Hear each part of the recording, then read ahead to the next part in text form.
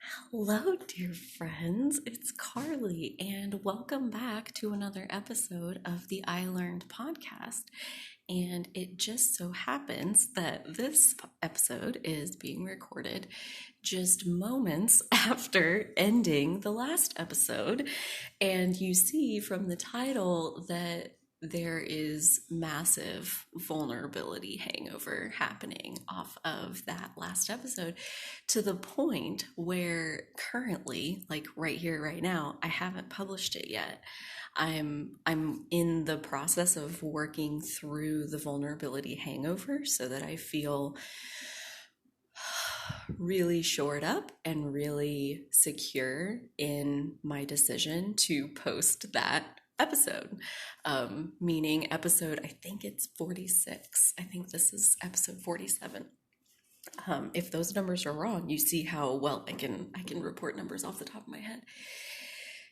Anywho, I believe I used the term core shaking vulnerability in the last episode, and yeah, that's where I'm at. Uh, I like I said, this is basically me trying to work through my energy around, well, the fear I have around posting that episode. Like, what am I afraid of? Um, I, I honestly don't even know. What am I afraid of? What am I worried is going to happen if I post that episode? Once again, I think I can tell you, I'm worried that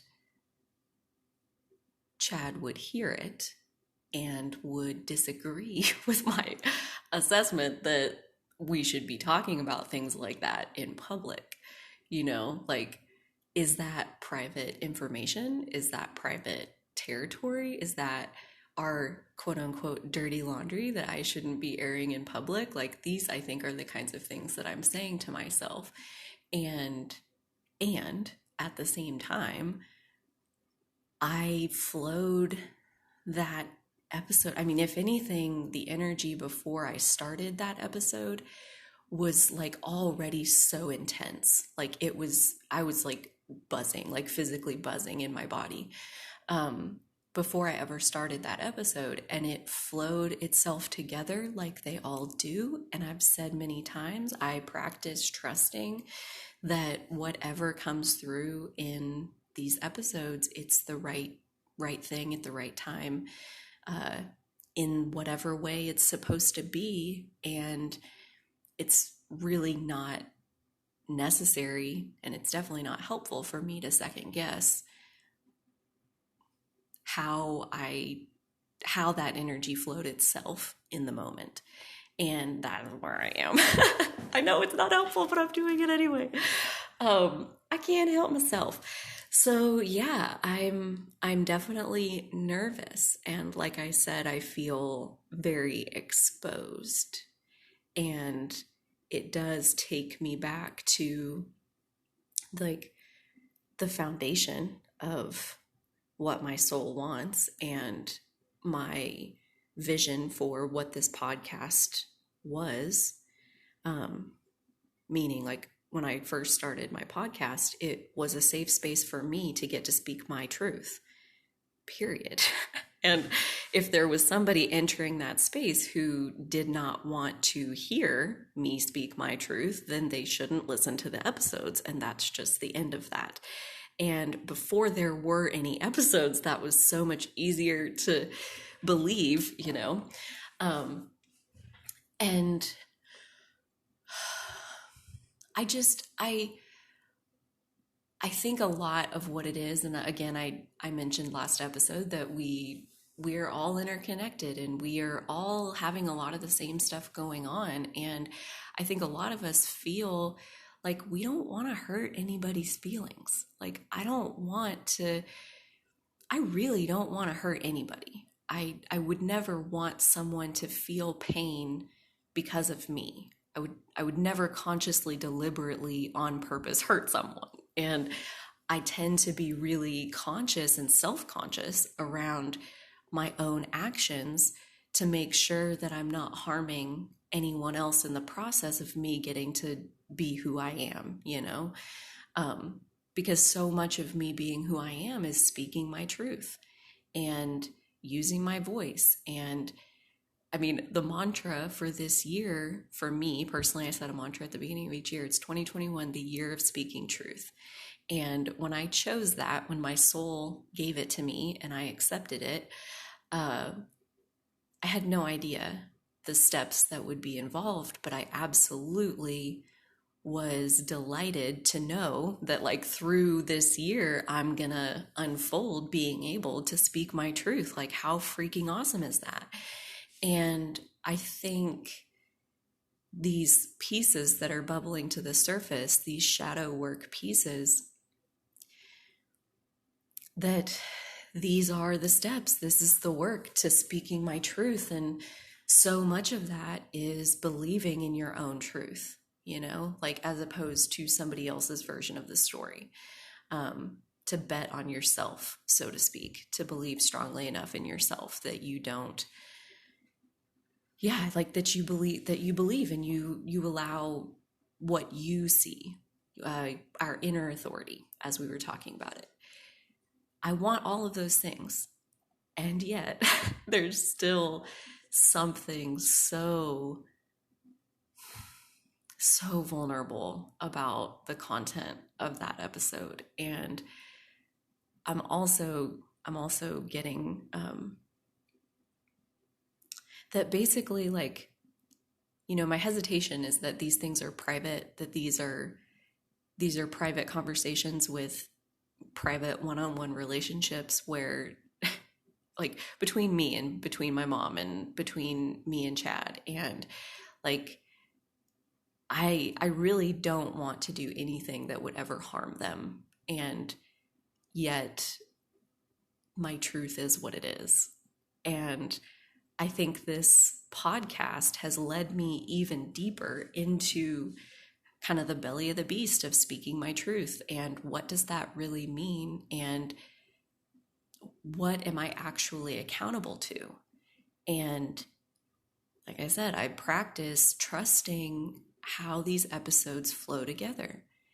And that's really easy to say. And I think if you listen to a lot of episodes, you've heard me say it many times that I practice trusting how it flows. And this feels like an intense moment of my inner being source asking me, like, do you really trust how these episodes flow together? Or do you just trust to a point as long as you're comfortable? And while you're comfortable, then you'll trust the content. But if you're uncomfortable, then you won't trust and you won't post that episode. Like, I still haven't posted the episode. And, you know, I do trust. I do. I trust this energy flow. I can feel how good it is. And I've trusted it on so many things that have worked out so beautifully. And it definitely gets harder to trust it when it leads you through a painful moment in the process where I feel exposed and vulnerable, and that's uncomfortable because I'm stepping outside of my comfort zone pretty far because I believe in that energy flow, and that was the flow. That's how it came out. That's, you know, the way it happens is the right thing, and that's the way it happened. And moments like this have me really questioning my own beliefs, you know, like you talk that talk all the time, and here's a moment where you get to walk your walk, and are you prepared to do that? And this vulnerability hangover is a bitch, man. But I'm pretty sure the point is that it's okay to take a second and have a vulnerability hangover and then do the thing, say the thing, shine the light, Do the thing. What is your soul leading you towards? And I don't even have to jump off that cliff. I already jumped off the cliff. I already made the episode. All I got to do is like push one button and it's ready to roll. Um, and yeah, that feels so scary. I actually had the image pop into my mind of like, if only I could be back in that skydiving experience where the guy was like strapped to my back and I didn't have to jump out of the plane because he basically pushed us out of the plane when he jumped. I was like, man, if I could only get somebody to be strapped to my back and push me out of the plane and make me post that episode. And that's just it. Nobody makes us be vulnerable. Nobody makes us lean into our authenticity. We can be as safe as we want. We can be as, I keep saying that I feel exposed, and that does feel so bad. And the opposite of that is, I guess, covered, protected, maybe. And of course, that does feel better. But I know that if you stay in the protected comfort zone of where, everything is right and easy and everything, and we never push ourselves, we never like lean into more, then you never have more, like I, not in a bad way, but yeah, I want more. I want to keep healing. I want to keep going. I want to face the next level and the next level. And then, I want to just keep evolving along my soul's eternal journey. And today is one step along that journey. And the dose of unfolding came with a wicked vulnerability hangover. The other thing I want to say is that it's no wonder that these feel like such private relationships, because really only people who really, really matter to us and who are important to us, those are the only people who can reach these buttons that are the cause of doing the shadow work, or of having our healing provoked, like people that we don't care about. Like if some random person was like, you're not doing anything, why don't you get in there and make the lunch? You don't know, okay, bye. Like it's not even a thing. I don't even think twice about it, because they know nothing about me. They're not in my life at all, so they can't provoke my shadow, right? Like they're not into myself, my real inner self, far enough to be able to create these events. It's only people who are really close to us who can ever agitate our unhealed spots. It's when we let them in that now they're in there and they can dance around on your buttons. And we get to decide then, do you want to let them stay? Do you want them to continue to be in there? And that's where, the analogy of like, I gave my power away, and those couple of examples of like taking my power back and putting it back inside of myself. All of that is my reality. All of that is real. And yet this like vulnerability hangover space of like really like a fear and an unsure and uncertainty and like just second guessing myself hardcore. I think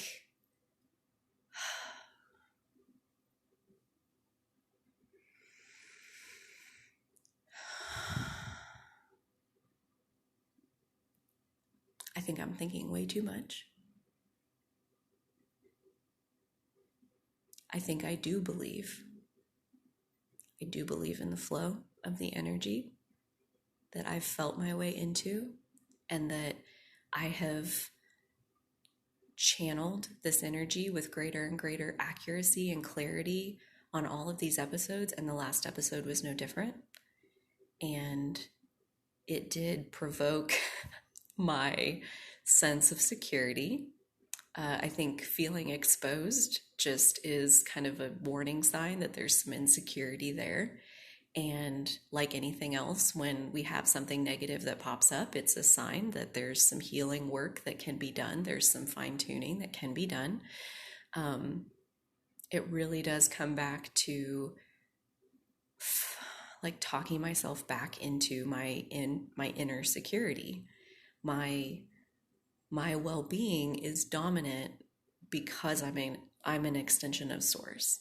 I believe that's true for all of us. Like every single one of us have dominant well-being because we're an extension of source. So that is never changing. That's always the same. And you know, in these last 15 minutes or so, I mean, this has been such an example of like, we are the ones that cut ourselves off with our fearful thoughts and our worries and our what if scenarios where we play out worst case scenario. We catastrophize, like, what if this happened and then this happened and then, oh my, we just like, we subject ourselves to the worst case scenario when we feel insecure, even a little bit. And all of that, I think, is a very weird attempt to regain our power, to feel less unprepared, to feel more ready to meet whatever it is that we are going to meet, to realize back into like being present in this current moment of what is my belief? Well, I believe that the energy that flows through on these podcasts is the way that it's supposed to be. And now here I am contemplating deleting a whole episode. It's like an hour and 5 minutes. And I'm like, I just think I'll just delete that because I don't know if I could, I don't know if I can be heard and seen that nakedly. Like, I really don't know if I can do it. And I mean, obviously, if you're hearing this right now, I did it, and I'm still sitting here with, you know, this episode now in the making and that episode not posted.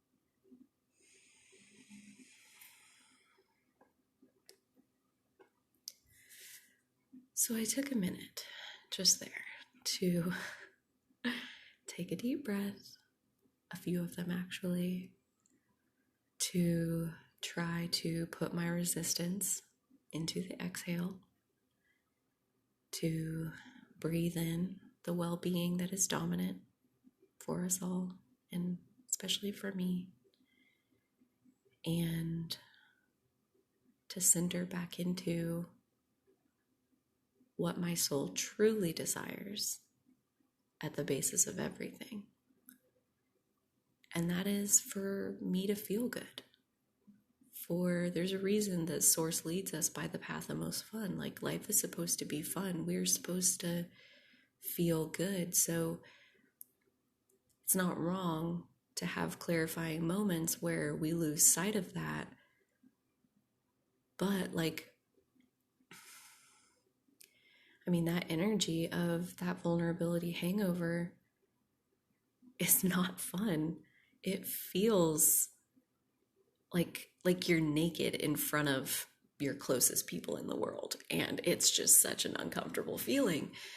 But I also know that like that vulnerability hangover, it means you're in new territory. It means you're expanding. It means it highlights the resistance that we're carrying. It highlights where we've put our power outside of ourselves.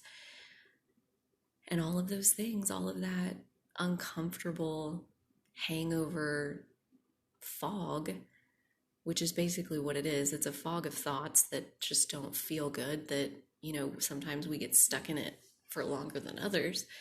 But it really does help clarify what I really want is to feel good.